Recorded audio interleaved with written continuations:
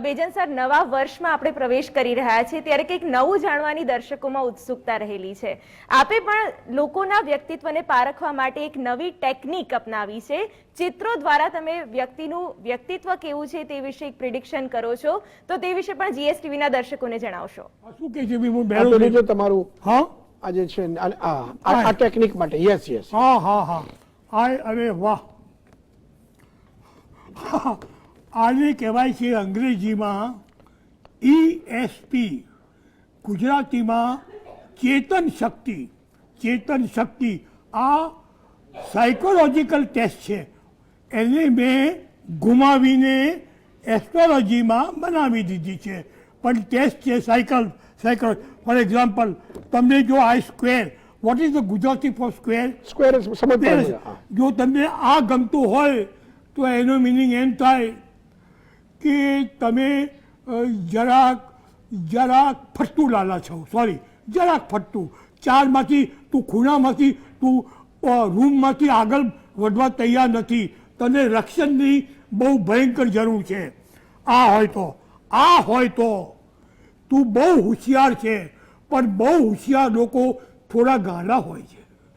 બહુ હોશિયાર લોકો થોડા ગાંડા હોય છે ને એ લોકોની બૈરીથી જ કંટ્રોલ થઈ શકે છે.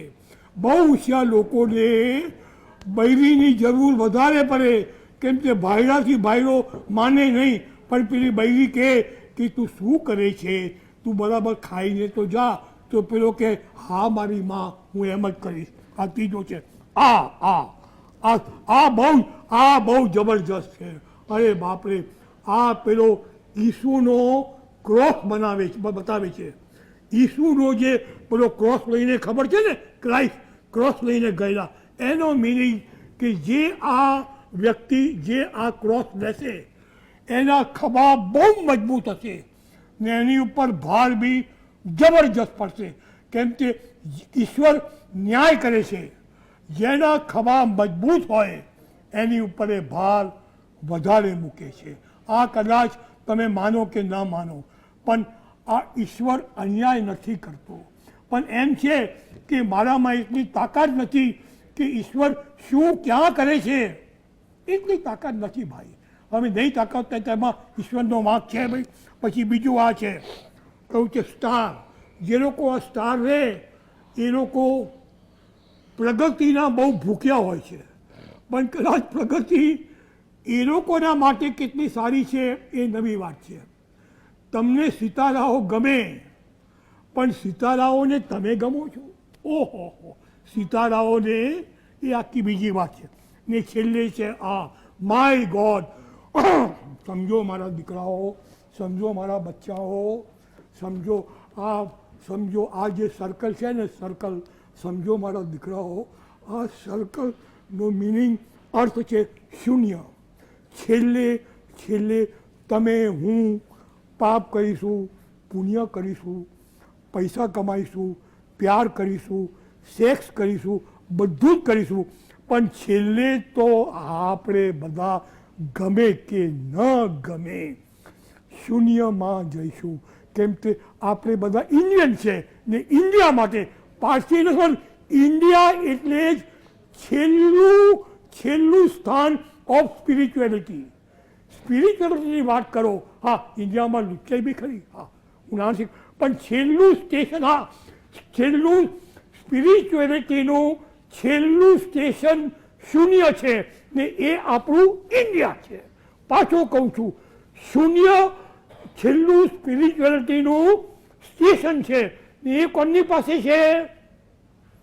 બીજા દેશો પાસે બી નથી, એમ નથી કહેતો હું. આપણે ફેટમ્પેથી નથી કરવી, પણ ઇન્ડિયા પાસે તો આ શૂન્યની સ્પિરિચ્યુઆલિટી છે ને એના કરતાં વધારે કંઈ હોઈ શકે એ હું માનવા તૈયાર નથી. એટલે ઇન્ડિયા જેટલું કોઈ સ્પિરિચ્યુઅલ હોઈ શકે, પણ ઇન્ડિયાને ટક્કર મારીને જાય. હું ખોટું લઈ શકું છું, અને શૂન્યની વાત હોય અંબાની વાત. અને તમે સમજો તો ખરા, માને દીકરા કેવો પ્રેમ કરે.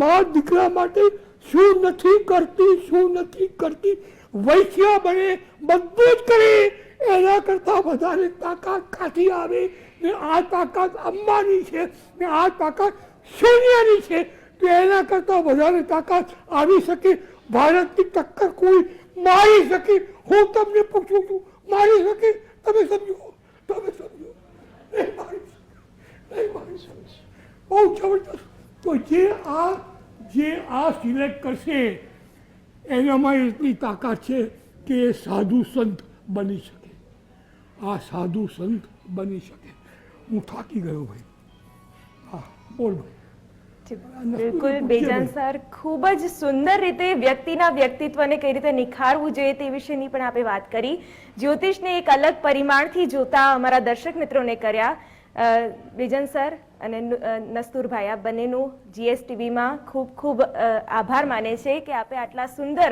કાર્યક્રમને રજૂ કર્યો તે બદલ આપનો ખૂબ ખૂબ આભાર.